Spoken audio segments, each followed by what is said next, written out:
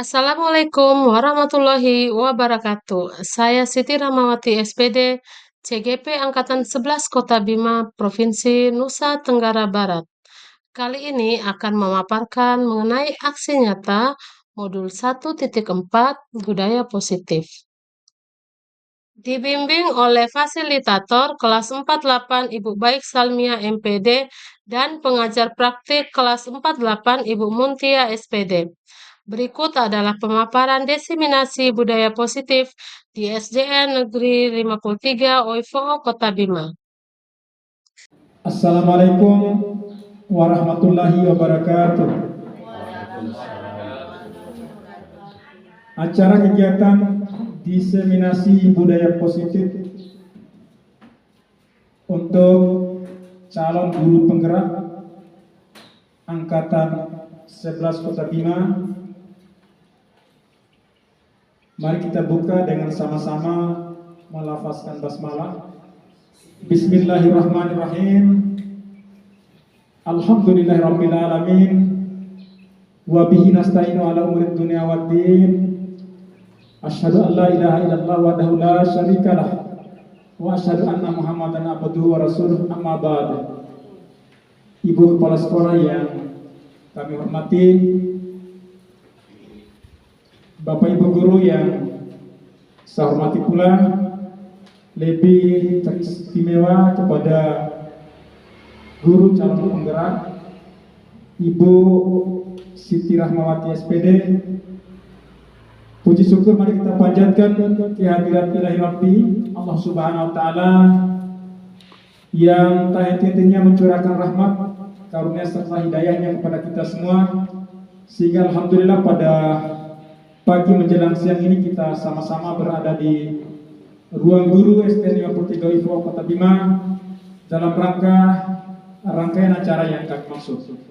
Selanjutnya selawat dan salam semoga tercurahkan selalu kepada junjungan alam Nabi Muhammad SAW, Nabi yang telah menuntun kita.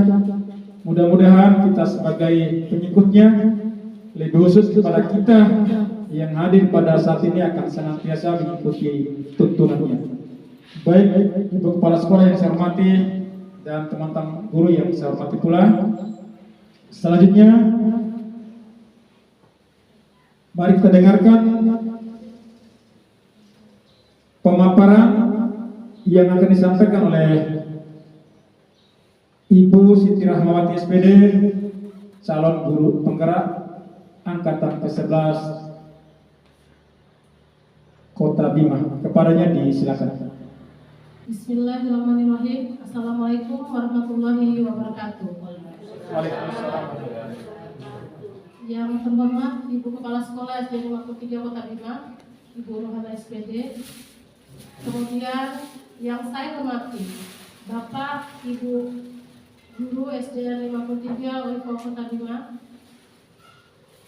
Marilah sama-sama kita panjatkan puja dan puji syukur hadirat Allah Subhanahu wa taala yang telah memberikan kita kesempatan sehingga kita bisa melaksanakan kegiatan diseminasi budaya positif di SDN 53 Oivo, Kota Bima.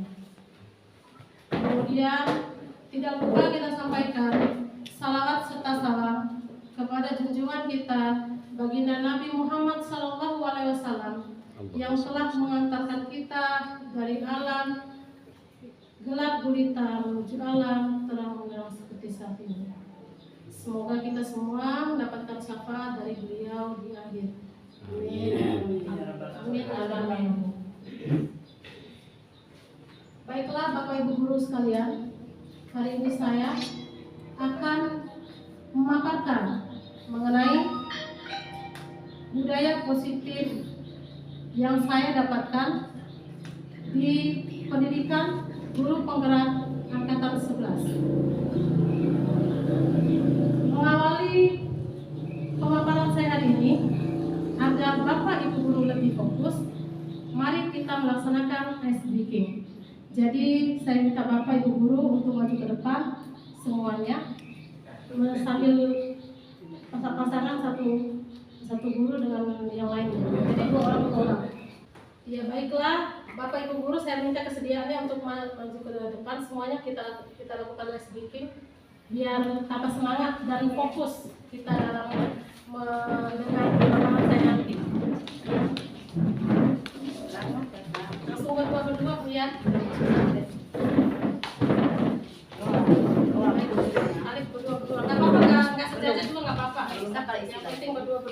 Ada pasangannya. Kalau nggak ada pasangannya nggak usah masak. Ya, kalau nggak ada pasangannya, Bisa. nanti cari pasangannya. Lu mah, Ya, nanti lu mah, dicarikan nggak Pak Sutri. Pas. Nah, lu. Ya, jadi berdua. Dulu ya. Ya, sudah.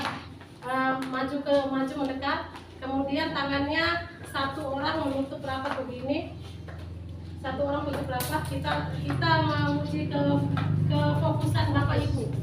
Ya, jadi satu tangan, satu orang menutup di bagian timur semua menutup ya. Orang ini buka. Kemudian dekatkan. Ya. Iya sebentar. Iya agak iya. Seperti Ibu Nita dengan Ibu Nuna Linda. Oh, sudah ya. Kalau saya bilang mendekat, tangannya mendekat. Kalau saya bilang menjauh, ini tetap diam ya. Sebelah sini tetap diam. Yang sebelah baratnya. Kalau saya bilang menjauh, tangannya menjauh. Bukan. Direnggangkan begitu.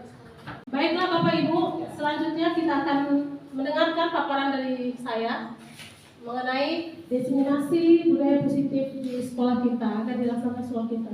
Ya baik Bapak Ibu, silakan slide selanjutnya Bapak Arifin. Ya, kita akan membahas mengenai budaya positif. Selanjutnya Pak Arifin. Ya. Di bawah lagi ya. Pakai mau sama. Sekali lagi Pak Arifin ya. Jadi topik diseminasi budaya positif kita hari ini yaitu pertama disiplin positif dan nilai-nilai kebajikan universal. Kemudian yang kedua teori motivasi, hukuman dan penghargaan, restitusi. Kemudian yang ketiga keyakinan kelas. Keempat kebutuhan dasar manusia dan dunia berkualitas.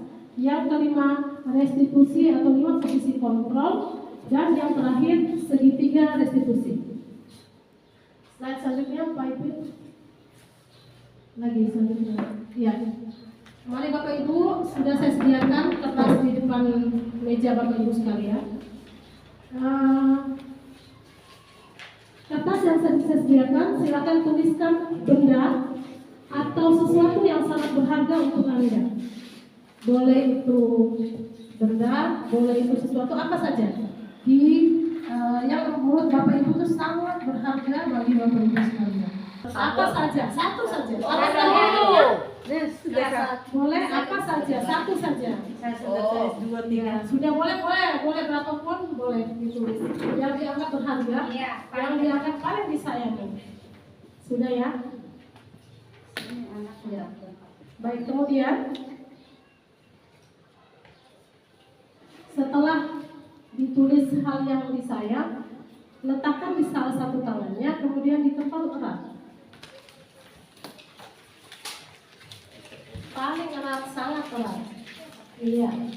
Setelah itu,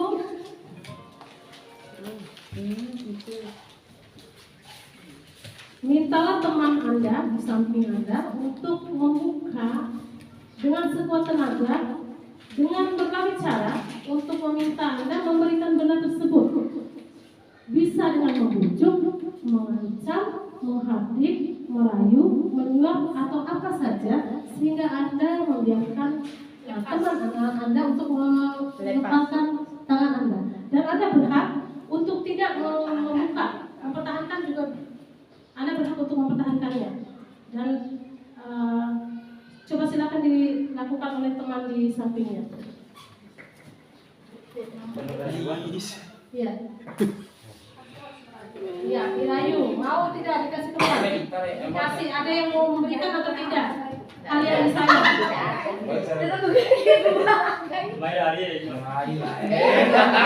Iya. Gitu ya. Ada yang mau memberikan? Merelakan? Ada. Ya, jadi ada yang tidak mau merelakan. Mungkin ada orang yang hal berharga itu mau diberikan kepada Misalnya orang lain, misalnya teman kekasihnya, suaminya, anaknya mungkin tidak ada. Nah, mungkin kalau di sini temannya tidak diikhlaskan ya, tapi kalau untuk orang tersayangnya mungkin diikhlaskan. Jadi begitu. Jadi ada dua hal, ada yang mempertahankan dan ada juga yang mengikhlaskan. Kemudian pertanyaan saya, mungkin bisa dijawab sama Ibu Nia. Ibu Nia, kira-kira kalau punya hal yang disayang, mau melepaskan atau mau mempertahankan? Mempertahankan. Ya, baik. Jadi kalau Ibu Nia mempertahankan, ada lagi yang mau mengikhlaskan? Tidak ada? Semuanya mempertahankan. Iya, mungkin di sini semuanya mau mempertahankan. Di tempat lain ada yang merelakan untuk orang yang disayang. Mungkin kalau misalnya diminta sama anaknya, Bu Muah, mengikhlaskan atau tidak, Bu Muah? Kalau Minta anaknya, ya iya, diikhlaskan kan? Iya. Kalau saya ini kalau udah rusak, saya ingat saya. Iya, iya. Jadi anggap itu tuh, bayangkan itu tuh hal yang kita suka, hal yang kita sayang. Jadi begitu Pak Ipin. Begitu Bapak Ibu guru sekalian. Jadi saya mau menanyakan pada Ibu Nia, kenapa Ibu Nia mempertahankan genggaman tangan Ibu Nia? Bisa dijelaskan Bu Nia? Kenapa sampai mempertahankan? Karena ini milik pribadi saya. Jadi saya tidak akan mengikhlaskan untuk saya berikan kepada orang lain. Jadinya segala sesuatu yang saya miliki, yang saya senangi, yang saya sukai, yang saya cintai tidak akan saya berikan kepada orang lain. Terima kasih Ibu Nia atas alasan kenapa sampai Ibu Nia mempertahankan benda yang Ibu Nia sayang atau sesuatu yang Ibu Nia sayang. Mungkin ada yang melepaskan, Ibu Rida, kalau misalnya mengikhlaskan sesuatu pada orang yang disayang, kira-kira alasannya apa Bu Rida? Tidak ada alasannya? Mengikhlaskan sesuatu yang Jelas saya tidak akan. enggak, kalau misalnya kita Seandainya diikhlaskan. mengikhlaskan, apa alasannya? Saya tidak akan. Oh, Tetap berarti Jika seandainya. iya, berarti Bu Rida saya. tidak akan ya. Ibu Jika Mua mungkin seandainya. ada bunga sempat beta. Ya. Tadi sudah ditanyakan bahwa mengapa saya mengikhlaskan, seperti saya bilang tadi, HP saya ikhlas memberi kepada anak saya karena anak saya sangat membutuhkan itu HP. Masya Jadi Allah. Jadi begitu. saya memberikan kepada anak saya. Ya, terima kasih semua. Ya baik, terima kasih Ibu Mua. Jadi punya alasan Ibu Mua sampai mengikhlaskan kepada anaknya kalau sesuatu diminta. Nah, pertanyaan selanjutnya. Ya, baik Pak. Untuk selanjutnya, atas kendali siapa Ibu melaksanakan hal tersebut, atau Ibu Nia atau teman-teman sekalian? Kan Ibu Nia mempertahankan, Ibu Mua melepaskan apa yang Ibu Mua punya. Atas kendali siapa? Sehingga Ibu Mua mengikhlaskan kepada orang itu. Bisa Atas kemauan sendiri. Ya. Ya, atas kemauan sendiri Ibu Ya, Nia, atas gitu. kemauan sendiri. Ya, baiklah, berarti atas kemauan sendiri. Kita lanjut ke slide selanjutnya. Dari paradigma tadi, kepalan tangan itu mengajarkan bahwa kita memberikan sesuatu kepada orang lain dan melepaskan sesuatu kepada orang lain itu bukan atas kendali karena kita menyayangi orang itu lalu kita melepaskan, atau karena orang itu mampu meminta pada kita baru kita melepaskan. Tidak seperti itu. Jadi pada paradigma itu termuncullah teori kontrol bahwa semua yang didapatkan, yang diberikan kepada orang lain itu atas kontrol diri kita sendiri, atas kemauan kita sendiri. Jadi seperti perubahan paradigma teori kontrol di atas adalah teori pilihan, di mana ilusi murid mengontrol guru mengontrol murid itu sebenarnya bukan guru yang mengontrol murid, tetapi murid yang mencoba memberikan keleluasaan kepada guru untuk mengontrolnya. Jadi karena kendalinya dia, sehingga guru itu bisa mengontrol anak-anak. Jadi bukan karena guru mampu mengontrol, tidak, tapi karena anak-anak merelakan dirinya untuk dikontrol oleh sang guru. Kemudian yang kedua, ilusi bahwa kritik dan membuat orang merasa bersalah menguatkan karakter. Itu membuktikan bahwa kritik dan membuat orang merasa bersalah itu bukan kita yang menguatkan karakternya, tetapi dia yang menguatkan karakternya ketika dikritik dan dibuat merasa bersalah atas apa hal yang dilakukannya. Selanjutnya, ilusi bahwa semua penguatan positif, efektif, dan bermanfaat, dan ilusi bahwa semua orang dewasa memilih hak untuk memaksa. Sementara sebenarnya bukan orang dewasa yang mampu memaksa seseorang itu, tapi memang karena jiwa kita yang membiarkan kita tuh dikontrol. Jadi bukan karena saya mampu nih kontrol dia, makanya dia dengerin saya, bukan. Tapi karena orang itu yang membiarkan dirinya dikontrol. Jadi seperti itu. Tapi kita yang memahami pandangan orang tersebut. Sama dengan perilaku buruk dilihat dari suatu kesalahan. Jadi bukan perilaku buruk itu yang salah, tapi semua perilaku itu memiliki tujuan. Baik perilaku baik, perilaku buruk, perilaku apapun itu. Seperti itu. Selanjutnya, orang lain bisa mengontrol saya. Sebenarnya bukan orang yang mengontrol kita, seperti tadi yang kita coba, paradigma kita ketika kita menggenggam kertas tadi, bukan orang lain mengontrol kita, tetapi kita yang biasa bisa mengontrol diri kita sendiri. Begitupun selanjutnya, pemaksaan adalah pada saat bujukan gagal, sebenarnya itu adalah kolaborasi, adalah konsensi yang menciptakan pilihan baru. Selanjutnya, Pak Ibu, apakah makna disiplin? Disiplin itu adalah belajar di mana disiplin itu membuat orang menggali potensinya menuju sebuah tujuan, apa yang dihargai. Namun dalam budaya kita, makna kata disiplin berubah menjadi suatu yang dilakukan seseorang pada orang lain untuk mendapatkan kepatuhan. Kecenderungan umum adalah menghubungkan kata disiplin dengan ketidaknyamanan, bukan dengan apa yang kita hargai atau pencapaian saat tujuan mulai. Selanjutnya, baik. Kemudian selanjutnya, nilai-nilai kebajikan universal. Nilai-nilai kebajikan universal ini adalah nilai-nilai yang Bapak Ibu tanamkan pada anak-anak didik Bapak Ibu. Seperti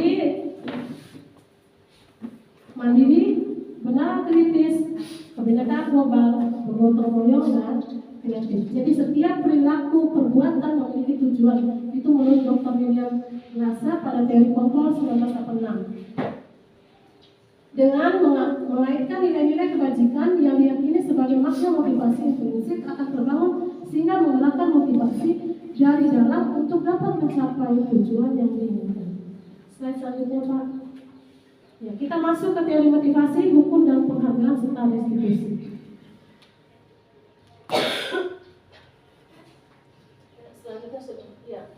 Teori motivasi perilaku seorang itu ada dua motivasi. Yang pertama motivasi eksternal atau ekstrinsik, dan motivasi internal atau intrinsik.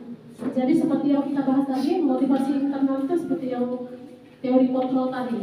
Jadi seperti itu. Satu, untuk menghindari ketidaknyamanan atau hukuman apa yang akan terjadi apabila saya tidak melakukannya. Itu adalah motivasi eksternal. Kemudian yang kedua, untuk mendapatkan imbalan atau penghargaan dari orang lain atau institusi. Misalnya kita melakukan sesuatu tuh Bapak Ibu bukan dari diri kita, biar kita dapat penghargaan. Contohnya gini, kita Bapak Ibu nih melaksanakan sering webinar Pak ya, Ibu ya. Nah itu kan sebenarnya bukan untuk motivasi dari diri kita untuk mau belajar. Sebenarnya banyak yang tidak mau belajar, tapi dituntut untuk melaksanakan itu biar dapat sertifikat untuk kenaikan pangkat ya. Seperti itu Bapak Ibu. Jadi itu teori eksternal, itu motivasi eksternal. Kemudian motivasi internal ya untuk menghargai diri sendiri. Banyak anak-anak yang memang mereka belajar untuk supaya mereka bukan karena untuk mendapat juara satu, bukan, agar mereka pintar dan sukses di kemudian hari. Selanjutnya Pak Ibu.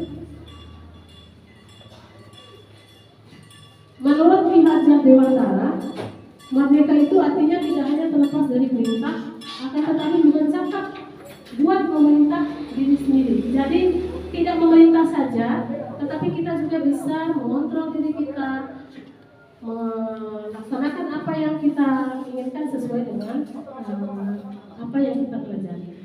Kemudian selanjutnya Pak Arifin, ya, dihukum oleh penghargaan. Bahwa penghargaan itu berlaku sama dengan hukuman, dalam arti meminta atau membujuk seorang melakukan sesuatu untuk memenuhi suatu tujuan tertentu dari orang yang meminta atau membujuk. Dorongan eksternal seperti tadi yang saya jelaskan Pak ya, Ibu ya, kita ya, anak-anak yang mereka belajar itu karena mereka tuh mau dapat nilai tinggi, Bapak Ibu ya, mau dapat nilai tinggi, kemudian mau dapat juara, itu kan karena penghargaan. Sebenarnya itu akan merusak. Kalau untuk mendapatkan penghargaan dan sebagainya, itu teori terbaru ini, teori yang dibahas ulang untuk mereka mengajar. Jadi penghargaan itu menghukum, penghargaan itu mengurangi ketepatan, penghargaan itu tidak efektif seperti saya jelaskan tadi, dan penghargaan itu merusak hubungan. Selanjutnya Pak Rifin.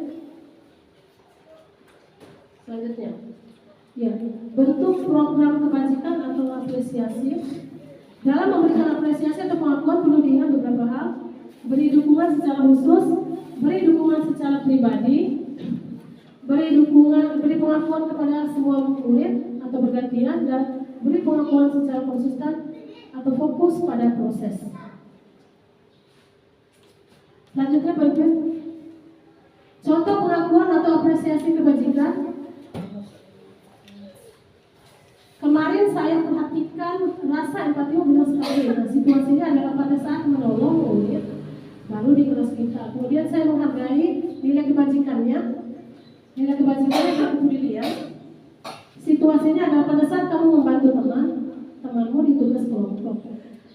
Kemudian rasa terima kasih itu rasa bertanggung jawabmu pada saat kamu memungut kertas-kertas yang berserakan di lantai. Baiklah Bapak Ibu sekalian, sembari menikmati santap siangnya dengan jajan seadanya, saya lanjutkan. Kemudian kita posisi. Saya pindah posisi biar lebih santai ya. Selanjutnya, tugas perbedaan hukum dan konsekuensi. Ada tindakan guru, hukuman dan konsekuensi. Jadi Bapak Ibu silakan nanti pada saat saya membacakan tindakan guru, Bapak Ibu silakan memilih ini adalah sebuah hukuman atau sebuah konsekuensi. Bisa Bapak Ibu? Bisa. Sembari menikmati Bisa. belajarnya. Jadi nanti saya bacakan tindakan guru apa, Bapak Ibu membedakan memilih itu adalah hukuman atau konsekuensi. Tadi sudah saya jelaskan. Mencatat 100 kali, tindakan guru mencatat 100 kali di dalam buku kalimat dengan kalimat saya tidak akan terlambat lagi karena terlambat ke sekolah. Itu merupakan hukuman atau konsekuensi? Kira-kira itu hukuman atau konsekuensi?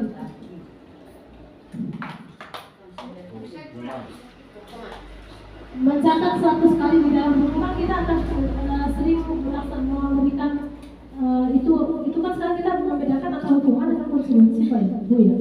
Jadi apakah mencatat 100 kali itu saya tidak akan terlambat lagi itu merupakan hukuman atau konsekuensi? Hukuman. Ya, kita lanjutkan ya, kita diangkat dulu. Jadi yang pertama hukuman, kemudian yang kedua lari mengadili lapangan basket 2 kali karena terlambat hari di sekolah. Itu merupakan hukuman. Berarti hukuman. Selanjutnya murid diminta waktu saat 15 kali karena tidak menggunakan masker ke sekolah. Hukuman atau konsekuensi? Hukuman. Konsekuensi. Konsekuensi. Saya sendiri konsekuensi. Selanjutnya menggantikan kertas tugas teman yang telah dicoret-coret. Konsekuensi. Konsekuensi. Terima kasih Bapak Ibu yang cantik yang baik. Selanjutnya, membersihkan tumpahan air di meja tulis karena tersinggung lalu pada saat belajar itu hukuman atau konsekuensi? Konsekuensi. Selanjutnya kita lanjut dulu ya.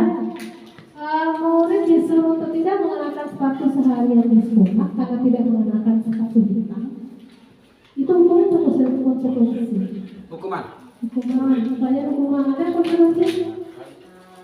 Nah, silakan dipikir dulu. Tidak. Konsekuensi. Konsekuensi. Ayo Pak Kris, apa Pak Kris? Kata Pak Kris hukuman. Kata Pak ya? Hukuman Pak ya? Hukuman. Ya, kemudian yang terakhir. Lari mengelilingi lapangan basket 2 kali karena terlambat 10 menit untuk pelajar PJOK itu PJOK. Ini hukuman atau enggak? Hukuman. Hukuman. Ada lagi, hukuman apa tidak? Siapa yang konsekuensi? Hukuman semua ya? Oke. Ya, selanjutnya kita lihat jawabannya telat. Nah, jadi benar yang pertama dan sampai yang ketiga itu adalah hukuman. Tepuk tangan untuk guru SD 23,5. Nah, yang terakhir itu makanya saya tanya itu kalau di jam PJOK Konsekuensinya. disuruh lari dari lapangan itu Konsekuensi. Soalnya jam PJOK-nya nggak dibaca. dia adalah pelajaran PJOK. Terima kasih itu tangan untuk guru PJOK.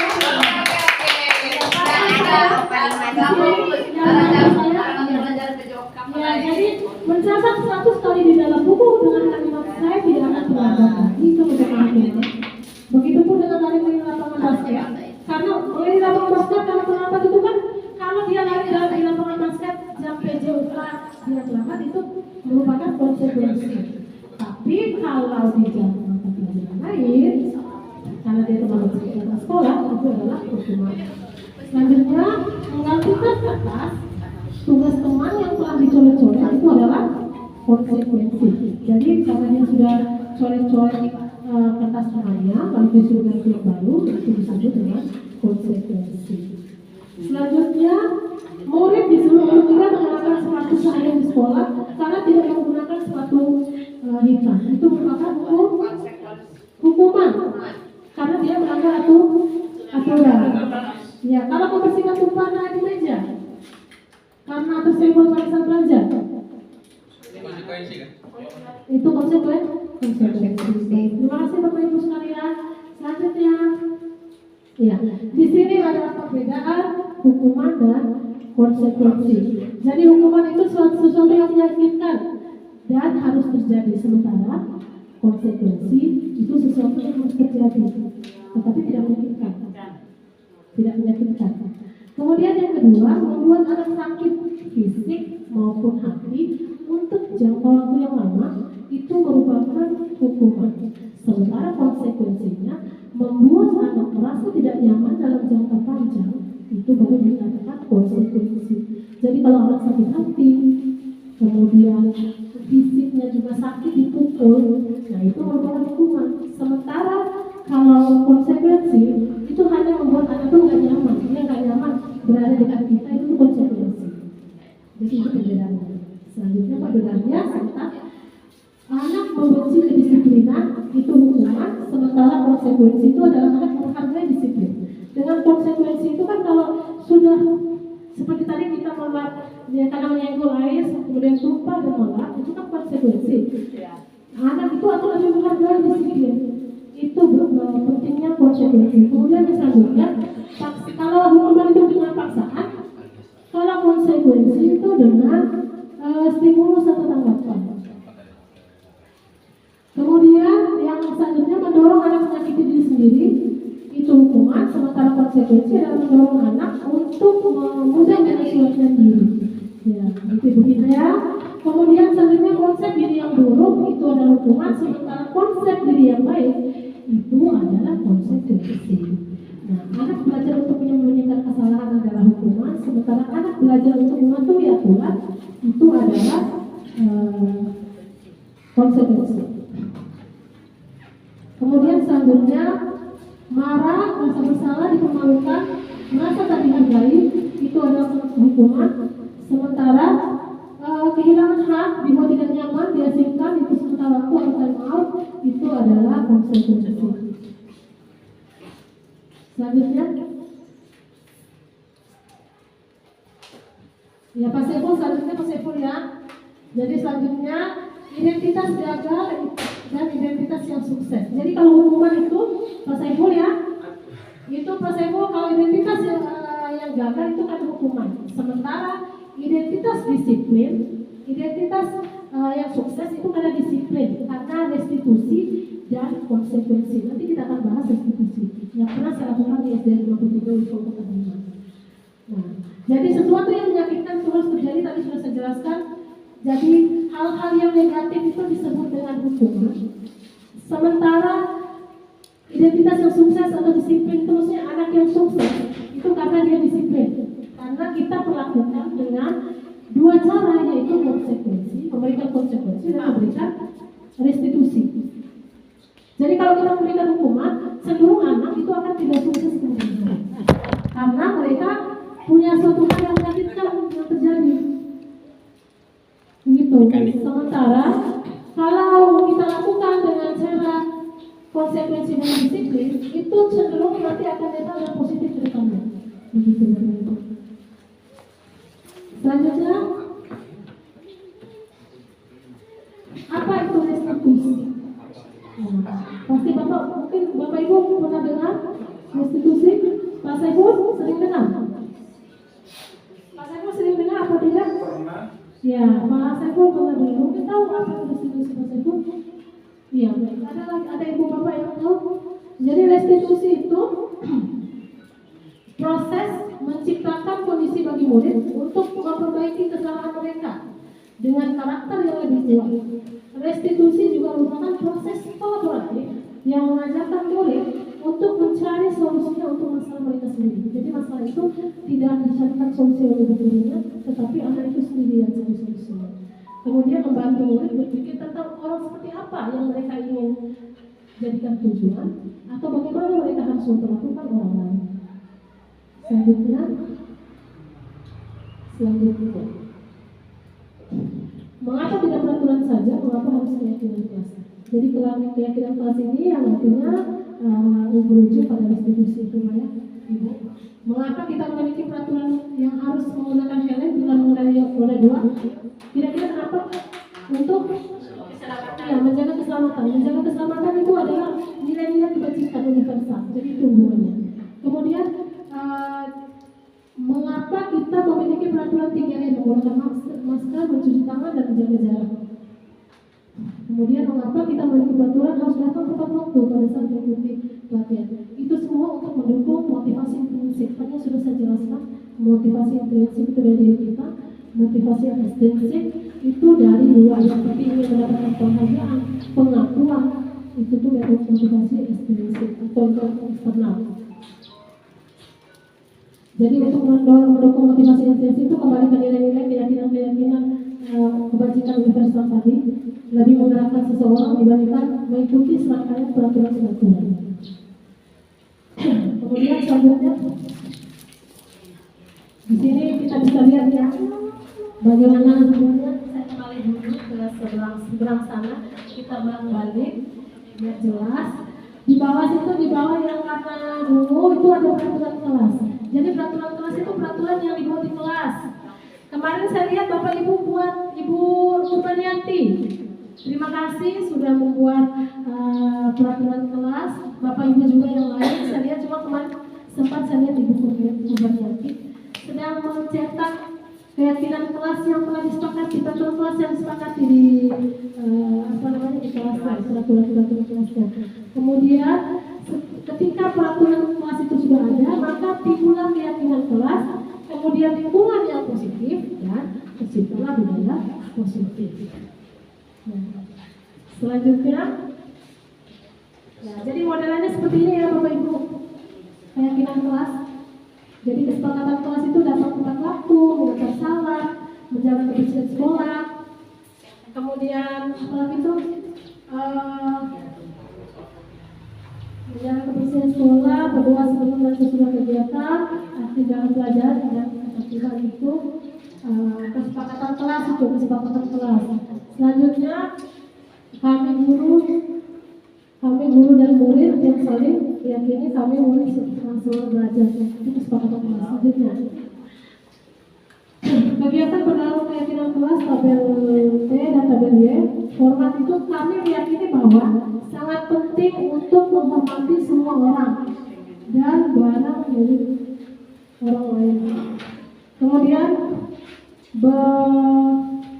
bekerja, kami meyakini bahwa sangat penting untuk mengerjakan segala pekerjaan atau mengikuti kegiatan yang telah ditugaskan. Dan diterima surat ini adalah kami meyakini bahwa sangat penting untuk merasa diterima atau dihargai oleh lingkungannya. Selanjutnya, jadi itu kegiatan berlalu keyakinan kelas. Selanjutnya Pak. Selanjutnya, jadi peraturan kelas kalau selalu mengembalikan buku ke tempatnya, itu keyakinan kelasnya apa? Bapak Ibu? Kalau selalu mengembalikan buku ke tempatnya, itu keyakinan kelas apa? Ya, tertib. Apa lagi?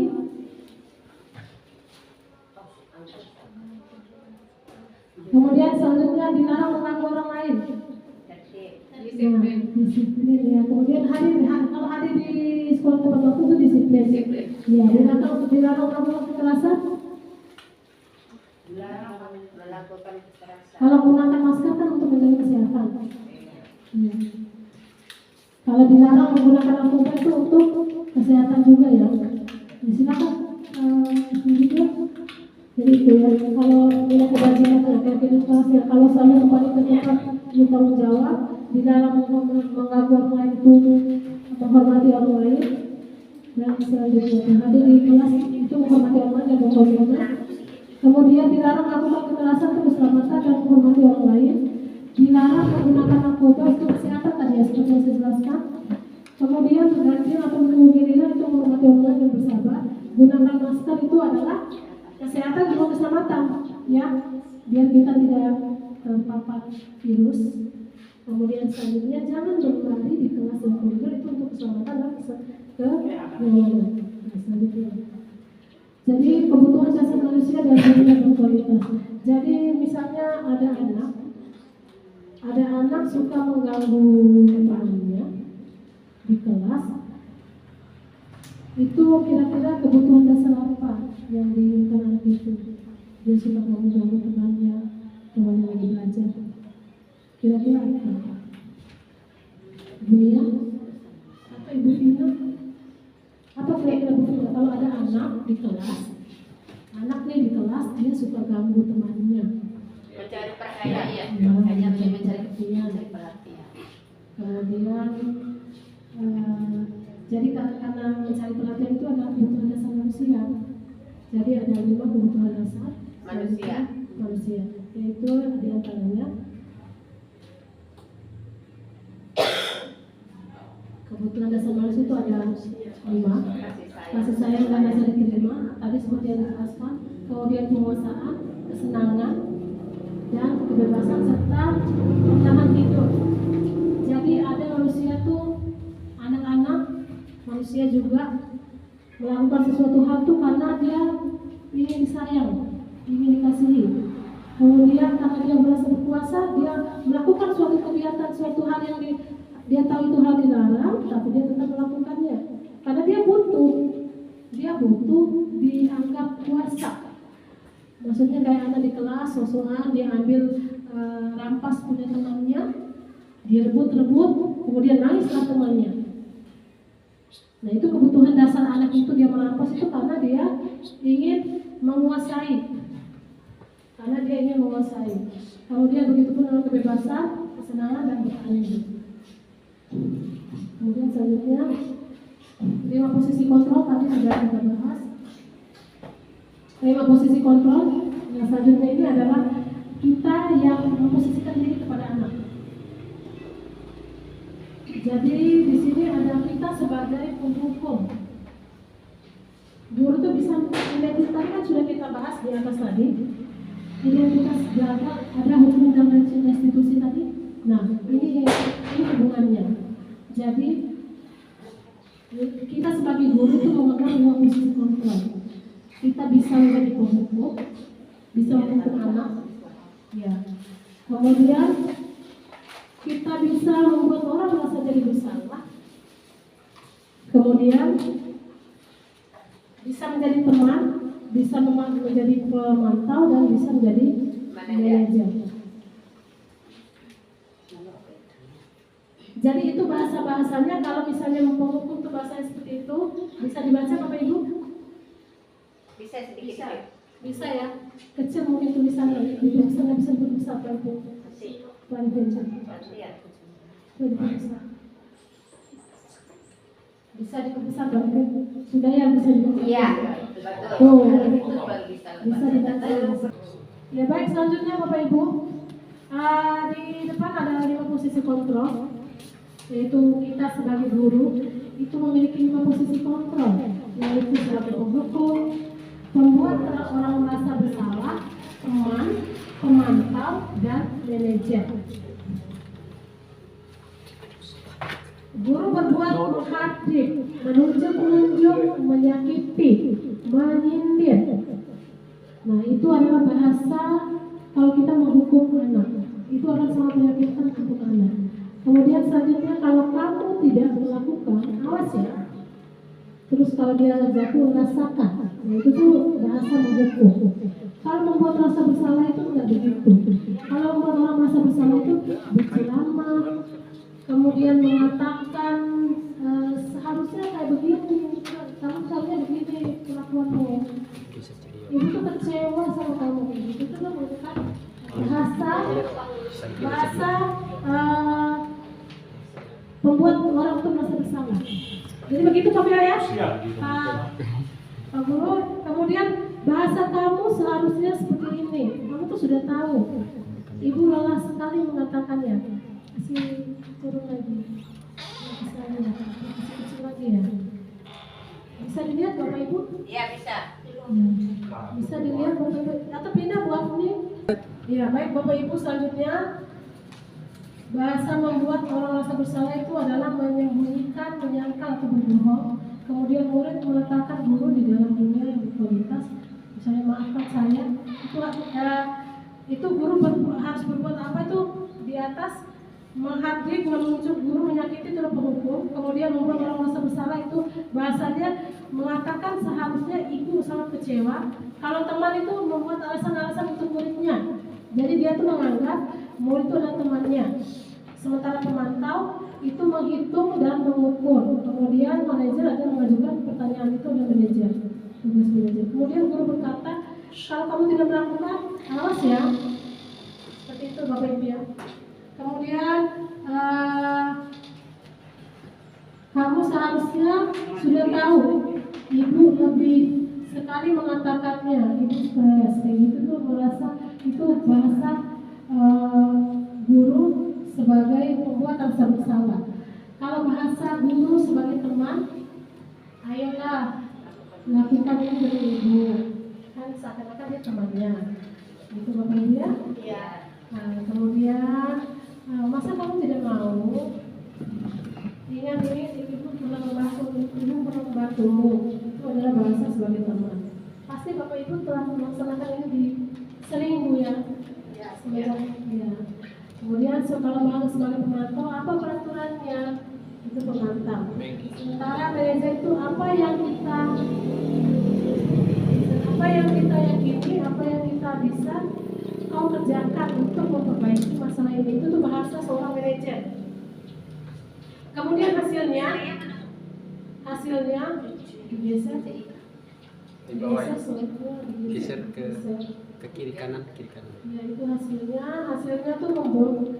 Hasilnya dengan kalau penghukum dengan bahasa itu akan menghasilkan anak itu akan memberontak, menyalahkan orang lain dan berbohong. Sementara kalau perbuatan rasa bersalah mengatakan hal yang demikian tadi, itu hasilnya akan menyembunyikan, menyangkal dan juga berbohong. Sementara kalau teman itu akan kalau kita menjadi teman sama murid, itu murid akan ketergantungan sama kita.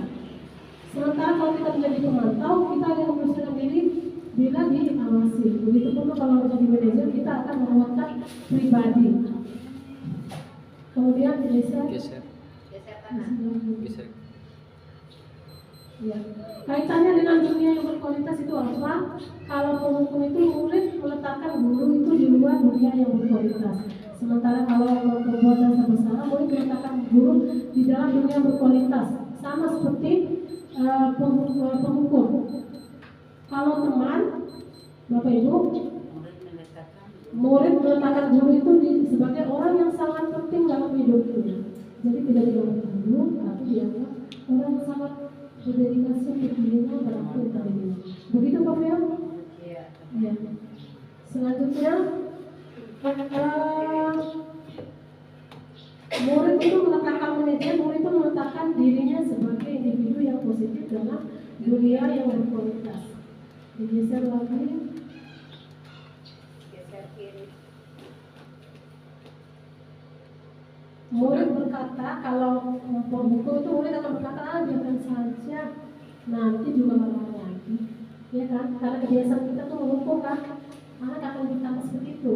Kalau kita menjadi hukum, ya kita memberikan hukuman. Kalau kita jadi hukum ya, kalau kita masih hukum. Kalau kita menjadi orang yang membuat rasa bersalah, anak akan berkata, maafkan saya Bu. Sementara kalau kita jadikan anak itu murid, anak itu teman, murid itu teman kita, dia akan berkata, saya pikir bapak atau ibu itu teman, jadi saya tuh ternyata begitu. Kalau memantau, berapa banyak bintang yang saya harus peroleh, berapa halaman yang harus saya tulis. Itu kalau kita sebagai pemantau, anak itu akan berkata begitu. Sementara kalau manajer, anak tuh akan berkata, bagaimana caranya saya bisa memperbaiki keadaan kita. Seperti itu ya Bapak Ibu. Selanjutnya kita saksikan di bawah lagi. Di bawah lagi keyakinan kelas. Segitiga restitusi. Baik Bapak Ibu, selanjutnya kita akan membahas tentang segitiga restitusi. Namun sebelumnya kita lanjut bahas dulu. Nanti saya akan memperlihatkan bagaimana video segitiga restitusi yang saya laksanakan di sekolah ini. Jadi saya pernah melaksanakan segitiga restitusi. Kita lanjut dulu segitiga restitusinya, biar nanti paham videonya arahnya kemana, maksudnya apa. Ya.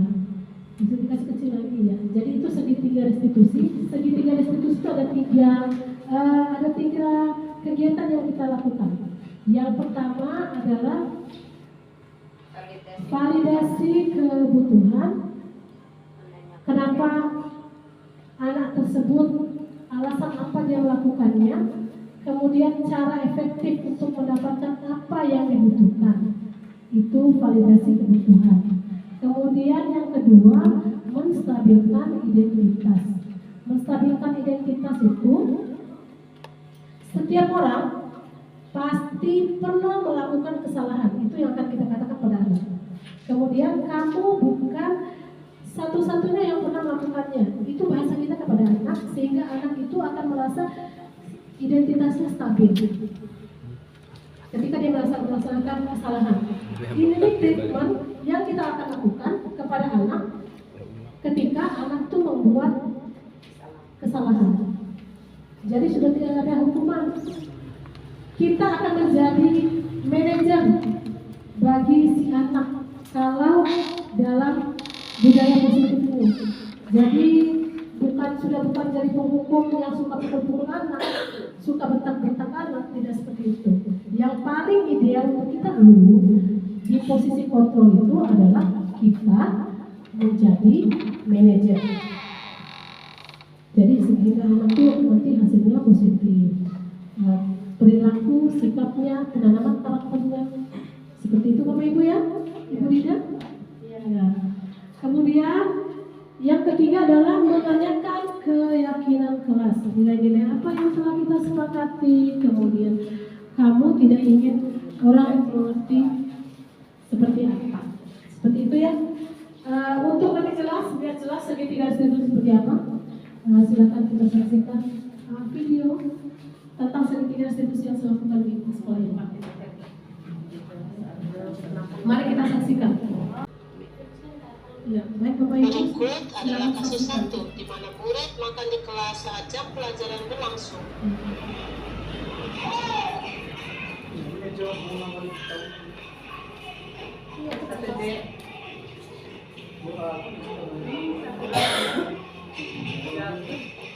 Apa yang keadaan kita di sekolah?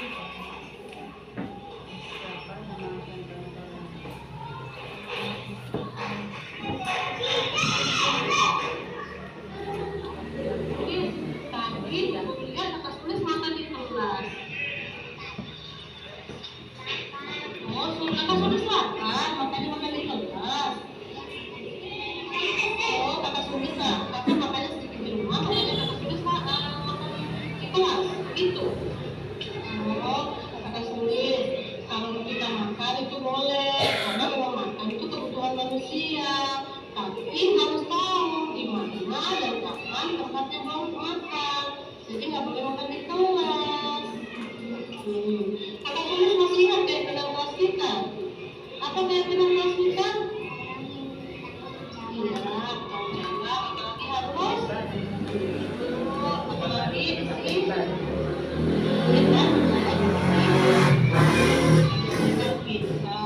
Menurut kakak Sumin,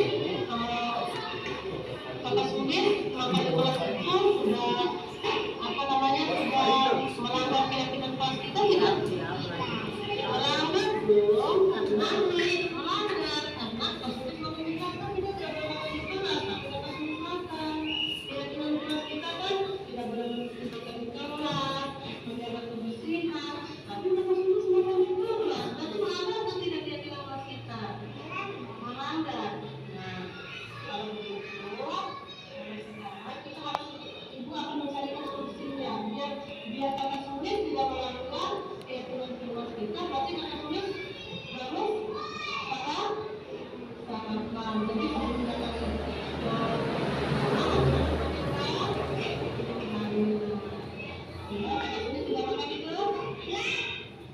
kasus 2, di mana murid memakai seragam olahraga pada jam pelajaran.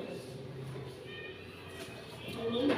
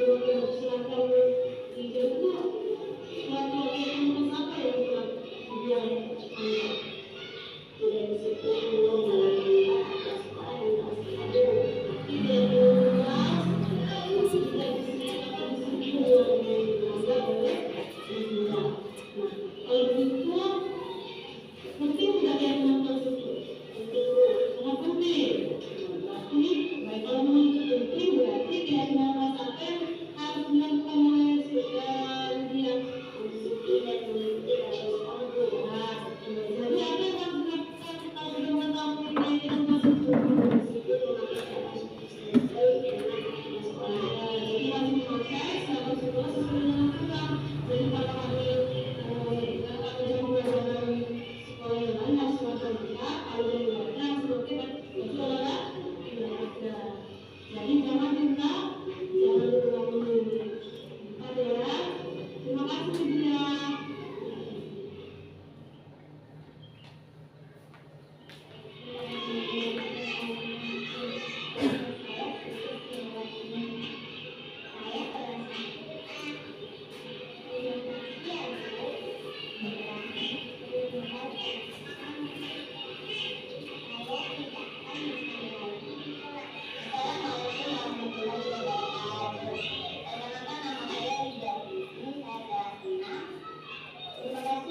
sudah mengajak saya diskusi dan melakukan ujian.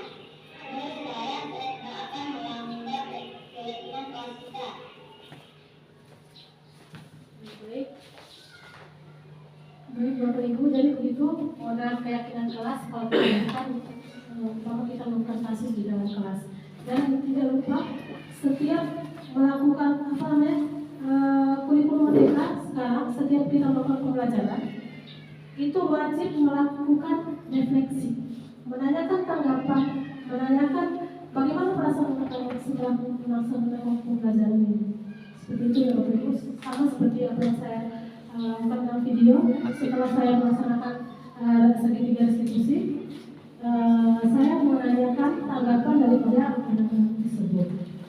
Selanjutnya, jadi seperti itu di dalam video tadi ada validasi kebutuhan apa yang mereka inginkan. Seperti tadi si Sulis tadi, karena dia kan lapar sehingga dia makan di kelas. Kemudian si Lydia, karena dia terburu-buru, pakailah dia baju seragam olahraga karena dia tahu jam pertama itu jam olahraga. Jadi berusaha sampai jam terakhir. Nah itu adalah validasi kebutuhannya. Sebentar, masih di segitiga restitusi. Kemudian menstabilkan identitas apa? Itu seperti yang saya bilang, makan itu boleh, tapi harus tahu tempatnya di mana dan kapan. Jadi kita tidak boleh menyalahkan anak, harus memberikan bahwa kita memposisikan diri di tempat anak tersebut. Jadi seperti itu ya. Kemudian menanyakan keyakinan tadi, keyakinan kelas apa saja yang dilanggar, keyakinan kelas apa saja, kemudian apa saja yang dilanggar, dan kita harus bagaimana. Jadi itulah proses segitiga restitusi. Selanjutnya. Cut. Ya, jadi tadi sudah kita saksikan videonya, kemudian segitiga restitusi. Jadi ada menstabilkan identitas untuk membuat anak yang merasa gagal itu karena perbuatan salah menjadi positif. Guru itu berkata seperti membuat salah itu hal manusiawi, kemudian tidak ada manusia yang sempurna. Nah itu tuh kata-kata menstabilkan identitas. Bapak juga pernah membuat salah, tidak kamu saja. Nah itu tuh kata-kata kita kalau kita menstabilkan identitas anak saat melaksanakan segitiga restitusi, Bapak Ibu ya. Kemudian Bapak Ibu tidak tertarik untuk mencari tahu siapa yang benar, siapa yang salah. Kalau ada permasalahan anak-anak yang berantem, ya itu tuh bahasa-bahasa menstabilkan identitas anak. Kemudian Bapak Ibu tertarik untuk menyelesaikan masalah. Kalau kamu menyalahkan dirimu sendiri terus-menerus, apakah kamu bersikap baik pada dirimu sendiri? Nah, itu tuh merupakan bahasa-bahasa yang kita laksanakan, yang kita lakukan, yang kita katakan saat menstabilkan identitas si anak saat melakukan dari segitiga restitusi. Jadi kayak tadi sudah saya bilang, sudah tidak bisa kita memberikan hukuman anak tuh. Sudah harus dengan segitiga restitusi, melaksanakan restitusi ini. Selanjutnya setelah menstabilkan identitas, kita melalui tahapan validasi kebutuhan. Validasi kebutuhan ini bermaksud membantu murid mengenali basic need atau kebutuhan dasar yang ingin dipenuhi. Tadi yang kita bahas tuh ya, kebutuhan dasar kekuasaan, cinta kasih dan sebagainya itu. Nah itu yang kita validasi dari kebutuhan itu. Kemudian pada dasarnya setiap tindakan manusia itu tujuannya adalah memenuhi tadi yang kita bahas, power, kekuatan, kekuasaan, freedom, love and belonging, dan fun dan self-control. Nah, guru itu berkata kalau dalam validasi kebutuhan, kamu bisa saja akan melakukan hal yang lebih buruk, tapi kamu tidak melakukannya kan? Nah itu kata-kata gurunya, kamu pasti punya alasan melakukan hal tersebut. Kita tidak dulu Selanjutnya validasi kebutuhan. Guru berkata, kamu boleh tetap berusaha menjaga sikap itu, tapi tambahkan sikap yang lain, yang baru.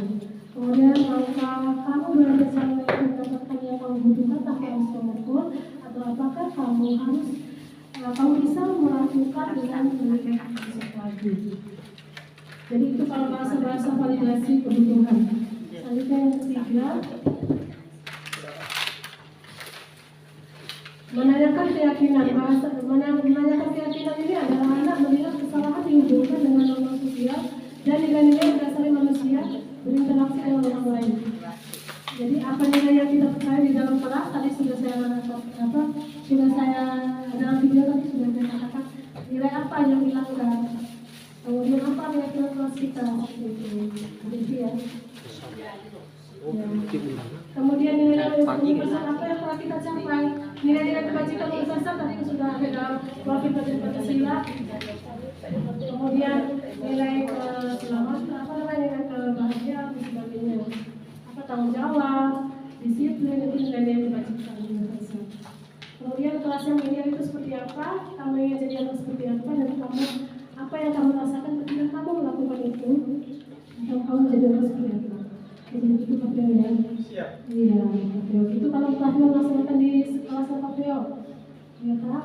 Kemudian intervensi 30 detik, itu seperti itu kata-kata yang dilakukan. Silahkan dibaca Bapak Ibu. Selanjutnya, nah ini dia hubungan-hubungannya ada yang disiplin positif. Jadi ada teori kontrol yang sudah Anda jelaskan tadi. Anda bisa mengontrol orang lain, namun Anda tidak bisa mengontrol orang lain. Anda tuh hanya bisa mengontrol diri sendiri. Tadi pertama yang mengenggak itu ya, paradigma mengenggak tadi sudah kita bahas tadi.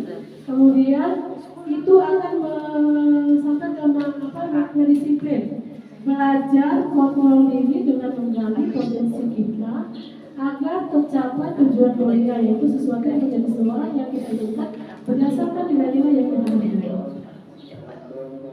Teori motivasi itu ada dua. Motivasi itu ada beberapa itu. Untuk menghindari hukuman itu motivasi intrinsik. Jadi ada dua motivasi ya. Motivasi ekstrinsik dan intrinsik. Bisa dibaca bagaimana? Dilihat. Teori motivasi untuk menghindari hukuman itu teori yang di ekstrinsiknya dan untuk mendapatkan imbalan. Sementara untuk intrinsiknya adalah untuk menghargai diri sendiri. Begitupun 5 posisi kontrol itu dalam motivasi ekstrinsik ada 4 posisi kontrol: penghukum, pembuat rasa bersalah, teman dan pemantau. Sementara motivasi intrinsik itu larinya ke manajer ya, posisi kontrolnya. Nah, posisi manajer ini yang akan melakukan segitiga institusi. Kasih lagi sedikit. Ya, segitiga institusi tadi ada 3 ya. Itu hubungannya untuk menghargai diri sendiri oleh manajer itu akan menimbulkan nilai-nilai kebajikan universal dalam keyakinan kelas. Ibu Nia, ya, seperti itu. Segitiga institusi tadi 3 hal yang dilakukan untuk memenuhi 5 kebutuhan dasar. Nah, seperti itu. Sampai di situ. Demikian penjelasan saya mengenai diseminasi budaya positif di Jaringan Kota Bima. Semoga apa yang saya jelaskan ini bermanfaat bagi Bapak Ibu dan bisa diterapkan di sekolah kita. Sudah diterapkan namun bisa lebih konsisten lagi seperti itu. Terima kasih atas luar biasa Ibu Kepala Sekolah yang mendukung saya dalam kegiatan Calon Penggerak Angkatan 11 ini. Sangat didukung luar biasa. Begitupun dengan teman-teman Bapak Ibu guru rekan sejawat. Terima kasih sudah mendukung saya dan mengikuti kegiatan ini dengan baik, lancar. Semoga bermanfaat. Kemudian semoga dibalas oleh Allah Subhanahu wa Ta'ala. Amin. Itu saja. Wabillahi taufiq wal hidayah. Assalamualaikum warahmatullahi wabarakatuh. Waalaikumsalam warahmatullahi wabarakatuh. Dari moderator.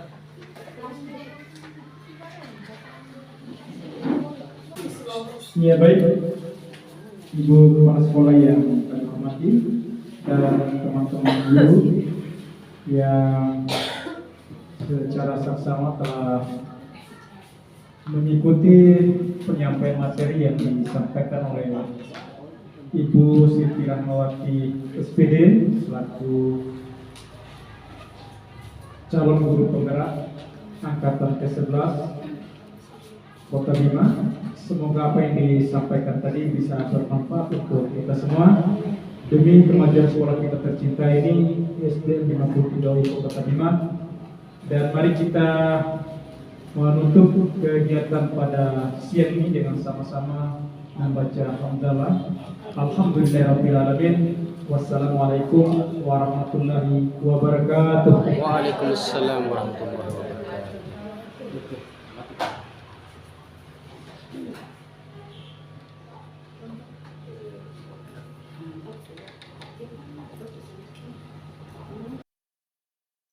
Apa itu keyakinan kelas? Keyakinan kelas adalah seperangkat nilai dan prinsip yang disepakati bersama oleh guru dan siswa untuk menciptakan lingkungan belajar yang positif dan kondusif. Keyakinan kelas berupa pernyataan-pernyataan universal yang dibuat dalam bentuk kalimat positif dan tidak dibuat dalam jumlah yang banyak, sehingga mudah diingat dan dipahami oleh warga kelas dan juga warga sekolah sebagai budaya positif. Kemudian tujuan keyakinan kelas. Tujuan dari keyakinan kelas adalah untuk membangun budaya positif di sekolah dan menciptakan lingkungan yang mendukung, aman, dan inklusif. Keyakinan kelas dapat membuat pembelajaran lebih nyaman dan membantu siswa merasa didukung untuk mengembangkan kecerdasan emosional, meningkatkan motivasi belajar, mengatasi rasa takut akan kegagalan, dan mengembangkan percaya diri yang kuat. Di sini, guru menjelaskan kepada murid apa itu keyakinan kelas dan tujuan keyakinan kelas. Kemudian, para siswa berdiskusi dan membuat keyakinan kelas. Setelah itu, menempelkan kertas post-it di depan kelas untuk menentukan keyakinan kelas di kelas 6 SDN 53 UIFO Kota Bima.